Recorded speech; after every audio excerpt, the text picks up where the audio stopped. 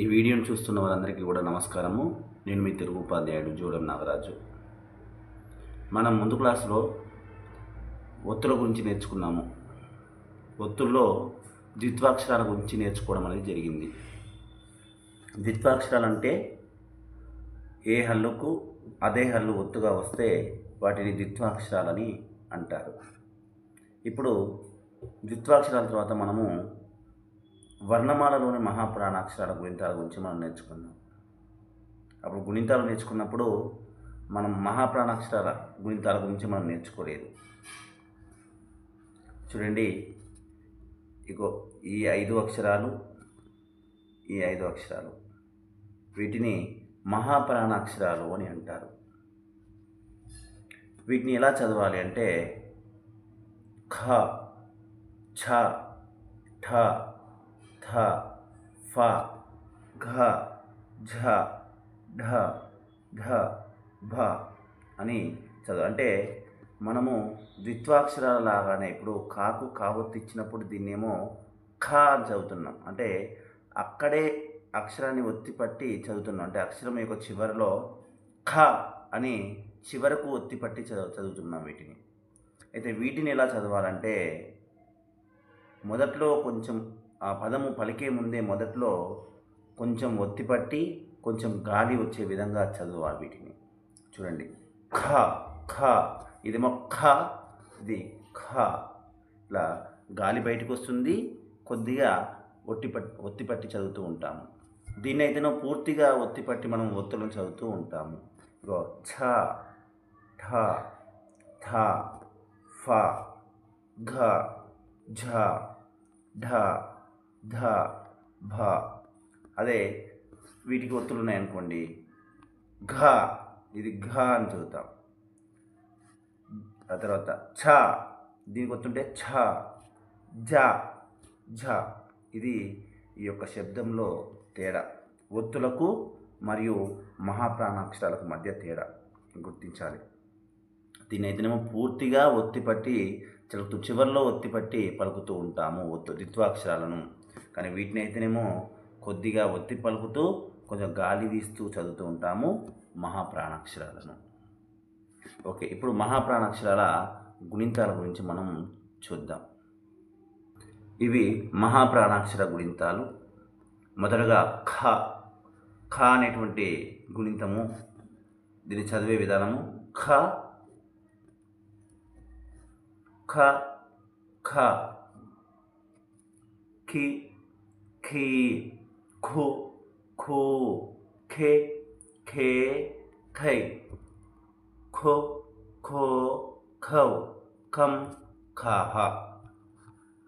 ఇలా చదవాలి. ఇప్పుడు వీటిని పదాలలో ఎలా చదువుతాం? ఖరం, శిఖరం, ఖండం, అఖండం, అఖండం, అఖిల, శిఖ, శంఖం,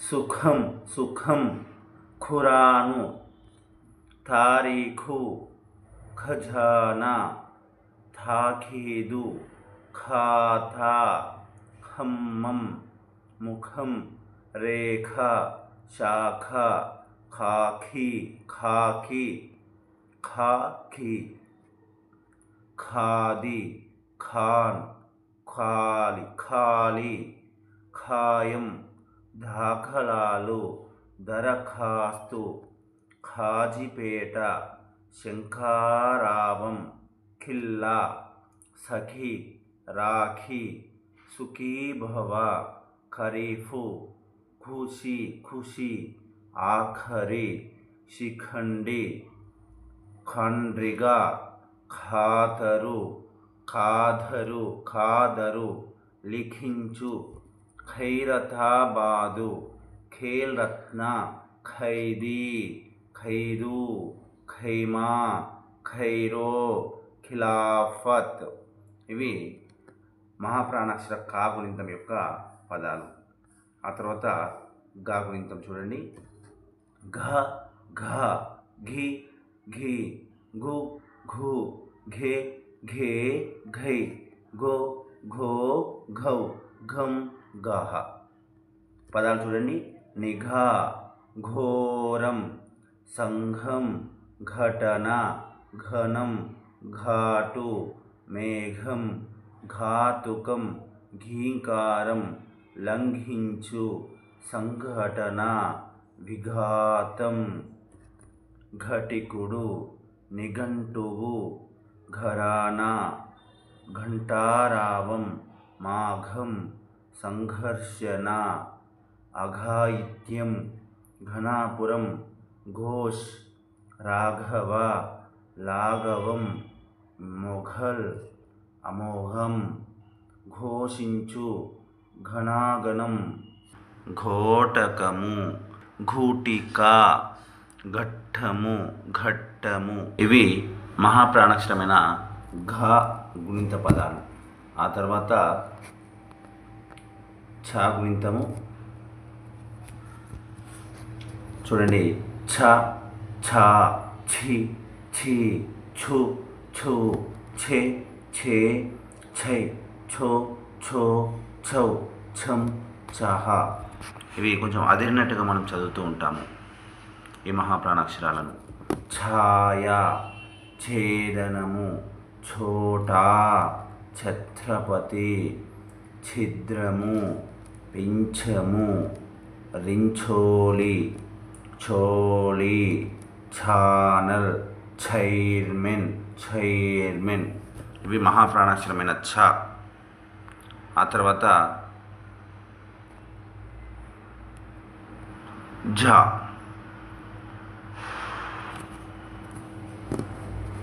ఝ ఝ ఝి ఝీ ఝు ఝూ ఝే ఝే ఝై ఝో ఝో. ఇక చూడండి జో జోడు యాగుణింతం లాగానే ఉంటాయి. ఏత్వము కొమ్ము దీర్ఘం. ఇలా యాగుణింతం మాగుణింతం ఎలా రాస్తామో ఈ జో జోలు కూడా అలానే రాయాలి. ఝౌ ఝం ఝహ. పదాలు చూడండి. ఝంకారం ఝరే ఝషం ఝరే ఝలిపించు ఇది ఝ. ఆ తర్వాత ఠ ఠ ఠ టి ఠి టు ఠు టె ఠే టై టో ఠో ఠౌ టం టహ. చదివే విధానం చూడండి. జఠరము కఠినము కమఠం కంఠము పీఠిక మఠం బఠాణి పఠనం మిఠాయి పాఠశాల ముఠా జఠరిక విఠల్ కఠోర ఉత్కంఠ ఇవి ఠ. ఆ తర్వాత డ ఢ ఢ డి ఢీ ఢు ఢూ ఢే ఢే ఢై డో డో డౌ డం ఢహ. ఢంకా ఢమరు ఢిల్లీ ఢమాల్ మూఢాచారం. ఆ తర్వాత థ థ థ థి థి థు థు థే థే థై థో థో థౌ తం తహ. పథము రథము మథనము ప్రాథమిక ప్రతీతుడు కథ కథానిక గాథ మిథునము మిథ్యా కథకుడు పతికుడు ప్రథమ అతిథి గ్రంథము. ధ ధ ధ ది ధి దు ధు ధే ధే ధై ధో ధో ధౌ ధం దహ. పదాలు చూడండి. రాధ సాధన ఆయుధం బాధ నిధి విధానము విధి మధురం సాధించు సంధానము వీధి సంధి నిబంధన వంశధార రాజధాని సమాధానం అధిపతి అధిరోహణ సంబంధం బోధన విధానము సాధ్యము అధికము, సమాధి, సంధించు, సాధనము, ఉపాధి, మధిర, మేధ, యుద్ధభేరి, బోధీవృక్షం, విధ్వంసము, వధువు, వధించు, విరోధి, విరోధము, విధేయుడు, సంధ్య, ధారణి, నిరోధించు. ఆ తర్వాత ఫ గుణితము ఫ, ఫి, ఫీ, ఫు, ఫె, ఫై, ఫో, ఫౌ, ఫం, ఫహ. దీన్ని చదివే విధానము ఫ అని చదవాలి. ఫస్ట్ ఉదయితేనేమో ఫ అని చదవాలి.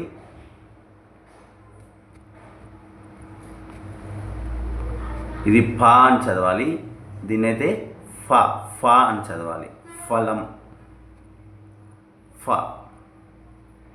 చూడండి, ఫలం, ఫలితం, సుఫలాం, కాఫీ, సిఫారసు, దఫాలు, మాఫీ, ఫిరంగి, ఫిరాయించు, ఫోరం, ఫిల్మ్, ఫకీరు, ఫక్కి, ఫనీ, ఫలకము, fees, fight, file, fine, photo, phone, సరఫరా, ఫెడరల్, ఫెడరేషన్, ఫ్రెంచ్, ఫిబ్రవరి, ఫిర్యాదు, సఫారీ, ఫిడేలు,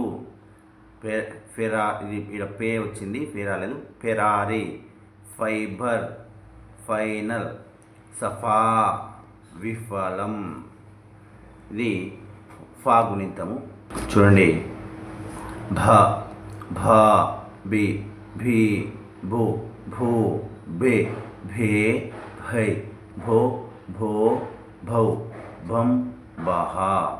భారం, భావం, శుభం, భావన, భవనం, విభజన, అభిమానం, భగ, అభయం, భగవంతుడు, భజన, భయం, భరతం, భటుడు, గంభీరం, భాగం, ఆభరణం, భోజనం, భారతం, భూమి, విభూది, భద్రత, భువనం, సంభవం, సంభావన, భోగం, అభిషేకం, సుభాషిణి, ఉభయులు, సంభాషణ, విభాగాలు, అభిషేకం, అభిమానం, అభ్యుదయం, భోగాపురం, సుధామయి, భంగం, భక్తి, సభ, శుభం, భారం, భారీ, భీతి, భేటి, దుందిభి,